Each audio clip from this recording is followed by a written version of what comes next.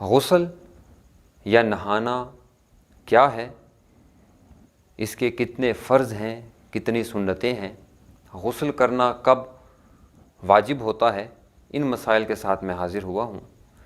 تو جانیے کہ غسل کے کل 3 فرائض ہیں۔ ہمارے ہاں عمومی طور پر سمجھا یہ جاتا ہے کہ صرف پانی بہا لینا ہی غسل ہے، جبکہ ایسا نہیں ہے۔ غسل کے 3 فرائض ہیں، ایک بھی فرض مس ہو جائے یا رہ جائے تو غسل کامل نہیں ہوتا۔ پہلا فرض کلی کرنا، جسے مزمزہ کہتے ہیں۔ دوسرا فرض ناک میں پانی ڈالنا، جسے استنشاق کہتے ہیں۔ اور تیسرا فرض تمام جسم پر پانی کو بہانا۔ ہم عمومی طور پر کلی کرنا اور ناک میں پانی ڈالنا یہ چھوڑ دیتے ہیں، تو یہ بات ذہن میں رکھی جائے کہ یہ غسل کے فرض ہیں۔ جو شخص کلی نہ کرے یا ناک میں پانی نہ ڈالے اور باقی سارے جسم پر پانی بہاتا رہے، تو یہ بات یاد رکھیے اس شخص کا غسل نہیں ہوتا۔ یہ 3 غسل کے فرائض ہیں جن کا خیال رکھنا چاہیے۔ غسل کا مسنون طریقہ صحیح بخاری شریف کے اندر موجود ہے۔ حضرت اماں جی عائشہ صدیقہ رضی اللہ تعالی عنہا جو غسل کا مسنون طریقہ بیان فرماتی ہیں کہ حضور علیہ الصلاۃ والتسلیم آپ نے سب سے پہلے اپنے ہاتھوں کو دھویا۔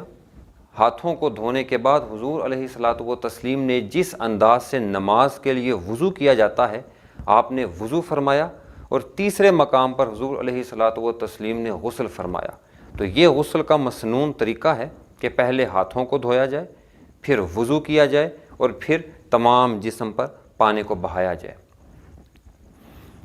غسل کب واجب ہوتا ہے، اس کے حوالہ سے جو علماء کرام بیان فرماتے ہیں کہ 3 مقامات ایسے ہیں کہ غسل کرنا انسان پر واجب ہوتا ہے۔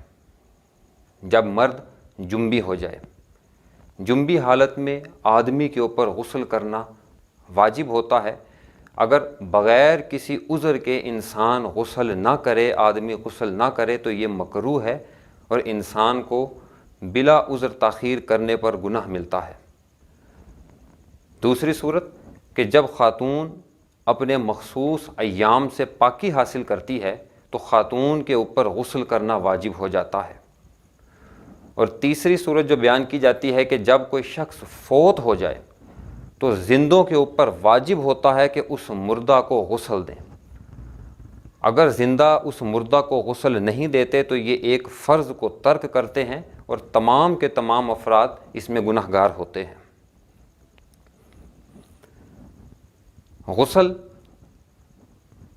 غسل کرنا کب سنت ہے، کن مقامات پر غسل کرنا مسنون ہے۔ عیدین کے موقع پر غسل کرنا مسنون ہے، یعنی سنت ہے۔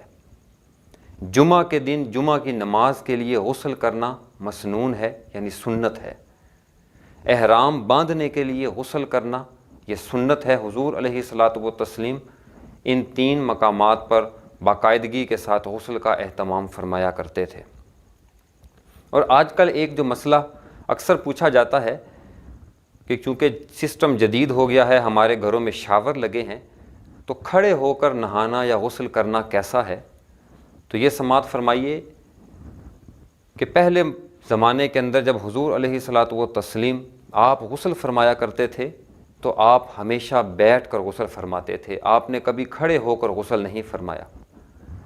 لیکن آج کے دور میں علماء اکرام بیان فرماتے ہیں کہ چونکہ سہولت موجود ہے، پردے کا باقاعدہ اہتمام کیا جاتا ہے، بیت الخلاء کے اندر نظر نہیں پڑتی ہے، تو اگر کھڑے ہو کر غسل کر بھی لیا جائے تو اس کے اندر کسی قسم کی قباحت نہیں ہے، یعنی کھڑے ہو کر غسل کیا جا سکتا۔ اور ایک بات ذہن میں رہنی چاہیے کہ خواتین کے لیے یہ خصوصی طور پر مسئلہ ہے کہ اگر خواتین کی چٹیا بنی ہوئی ہے یا بال گوندے ہوئے ہیں تو غسل کی حالت میں بالوں کو کھولنا ضروری ہے اور بالوں کی جڑوں تک پانی کا پہنچانا لازمی ہے۔